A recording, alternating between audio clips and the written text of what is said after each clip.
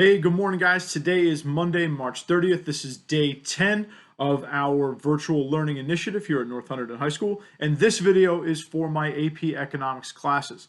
Okay, guys, good morning. Just want to give you a little bit of an update. Things are changing every day, obviously, as well as kind of our requirements as teachers. And so we're going to be changing up how we do class quite a bit, to be honest with you. All right, first things first.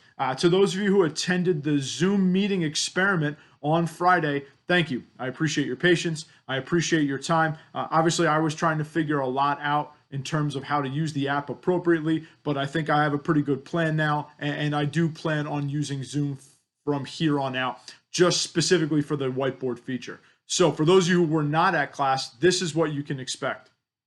Going forward, I am going to be holding Zoom meetings during the time that we have class.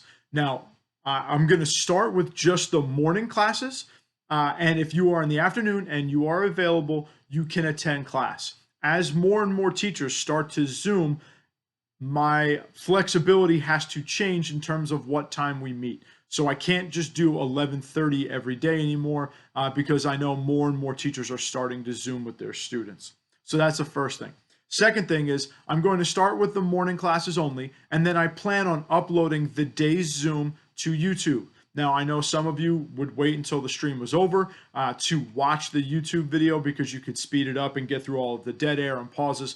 That's fine. I completely understand. I think that's great practice.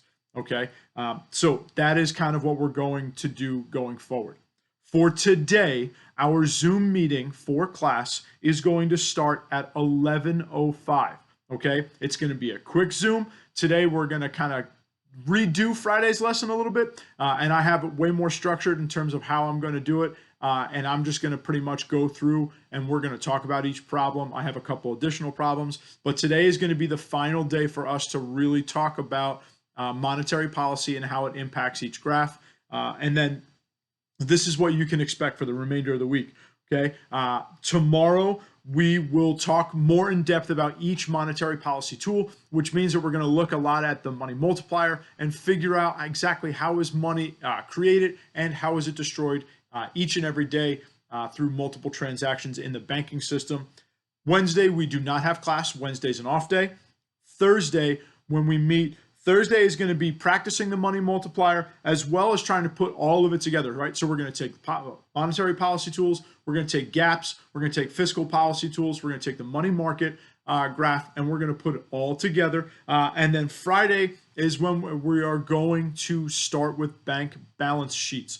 Now, this is when we're going to start calculating what banks do with excess reserves, what happens when they receive a check, how do we divvy the amount of money up, so on and so forth. So that is the plan for this week, okay?